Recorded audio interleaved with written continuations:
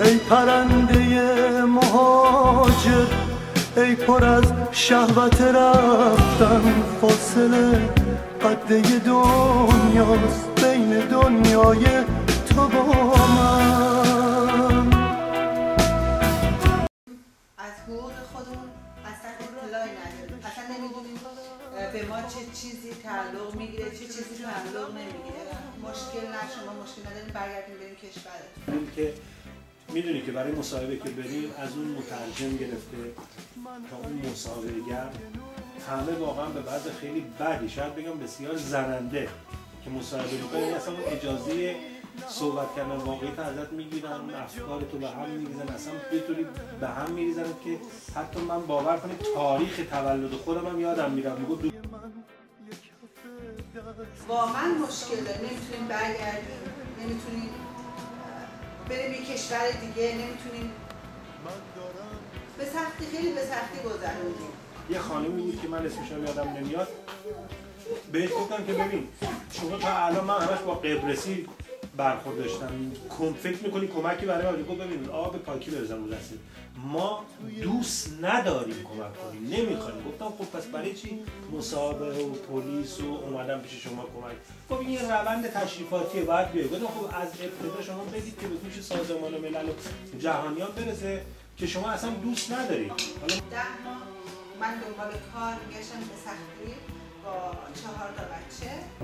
یه کاری به من پیشنهاد دادن که از 7 صبح برن جای درخت بکنم، خیلی مساحت دوری هم بود که واقعا بیشتر از اون پولی که میخوام بدم من بعد هزینه میکنم برم بیام و وقتی روز اول رفتم اونجا برای دیدن کارم گفتن شما از 7 صبح تا 7 بعد از ظهر باید اینجا کار کنید، در ماه 425 یورو. خیلی خیلی کار سخت برای شب از ساعت 2 بعد از ظهر تا 2 شب باید من کار کنم تا هزینه به سختی در بیارم. گفتم این که فقط پول آب و برق خونه ماست، حتی پول اجاره خونه‌مون هم در نمیاد. گفت همینه، ما میتونیم این کمک کنیم. میگن همینه، اگر ناراضی هستی برگرد برو کشورت. آقا چجوری باید من برگردم؟ شوهرم اینجا مرده که یه پسرم اینجا ازدواج کرده، یه بچه داره، بچه‌هام اینجا درس میخونن. اینجا یکی از بچه کوچیکم اینجا به دنیا اومده، زبون اینا رو یاد گرفته، مدرسه اینا رو میره. بلا تکلیفیم همین. شما از دولت اینجا پولی دریافت میکنید؟ 1 سنت هم، حالا میگن شاید به حرف بگن ما قبول نداریم، ما رو تمام کتاب‌های مقدس دنیا هم شده که هست میذاریم که ما 1 سنت هم نگرفتیم به 2 دلیل.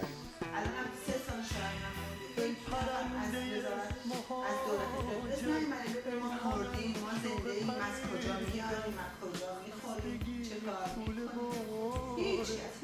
یکم اون دفعه گفتم قربونتون اگر اینجوری میخواید کمک کنید کمک نکنید که بهتره.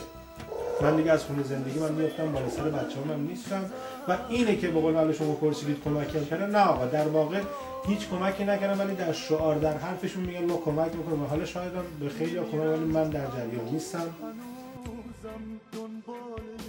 من هیچ کاری نتونستم بکنم، من همینجوری بی خود نشونم.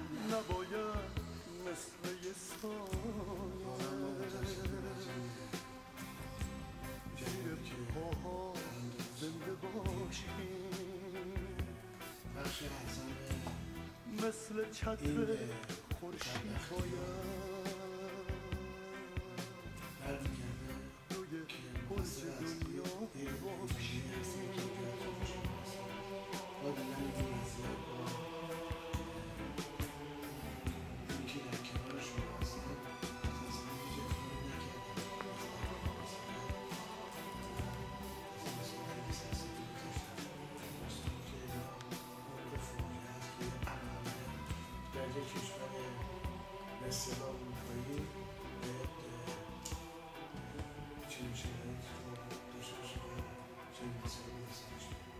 گفت انشالله که افرادی باشن نترسن، بیان واقعیت رو بگن، درد دلاشون رو بگن، مشکلاتی که این دولت براشون درست کرده رسیدگی نمیکنه رو ما جمع کنیم، یه سندی درست کنیم، کار خودتون حل کنید. ولی متأسفانه خیلیا میترسن بیان بگن.